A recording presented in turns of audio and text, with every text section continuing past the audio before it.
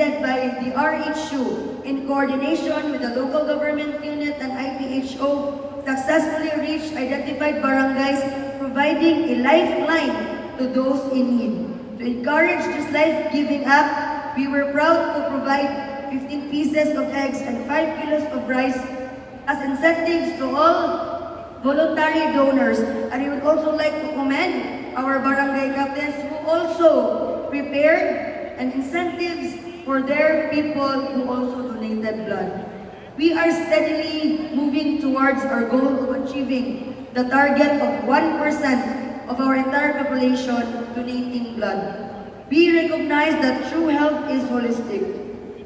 This year, we prioritize mental health services, providing a wide range of care, including crisis support, psychotherapy, psychiatric consultations. We are committed to addressing issues like anxiety, depression, and other mental illnesses through accessible talk therapy, counseling, and medication management right here in our community. Our future rests in the health of our children. Through the maternal, newborn, child health, and nutrition program, we have focused on improving the well-being of mothers and children through optimal breastfeeding advocacy, nutrition support, and crucial maternal care. As of October 2025, we proudly supported 215 deliveries this year. 215 kabuok ang nanganak karong tuiga. Walay labot inyong mayor. We now have 4 DOH accredited breastfeeding rooms across Lopizainan.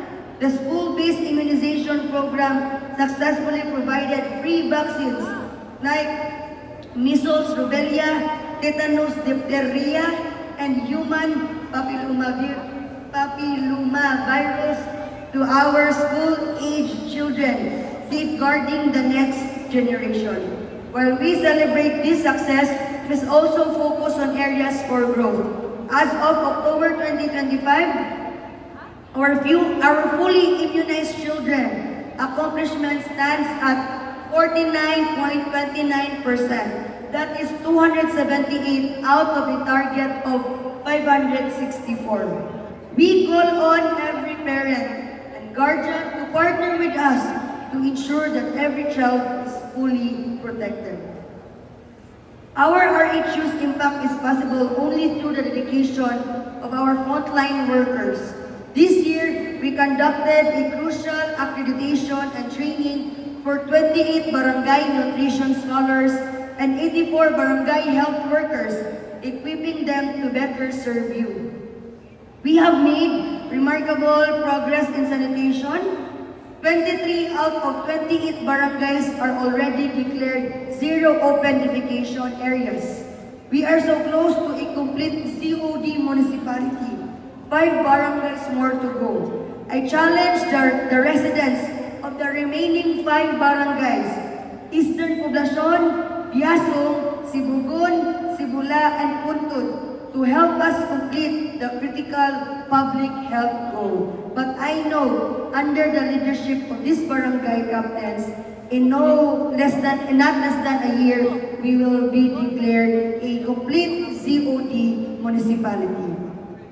Finally, our daily services remain robust.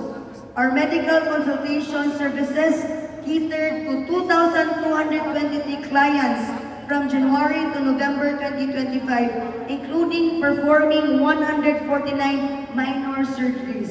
All those 2,223 clients and 149 minor surgeries was catered by one and only Dr. Rigel Gahi. Furthermore, our community-based rehabilitation program continues to support societal reintegration with 497 clients drug tested this year. The numbers are clear. We are actively fulfilling our mandate, but these figures are not just statistics. They represent a child receiving a life-saving vaccine, a mother safely welcoming a newborn, a patient starting TB treatment, and a person receiving vital mental health support. our journey towards a gender-responsive future. Before I forget, once again, that was the accomplishment from our Municipal Health Office. Our journey towards a gender-responsive future is deliberate and well-planned, and I want to recognize the GFPS Council of Lopez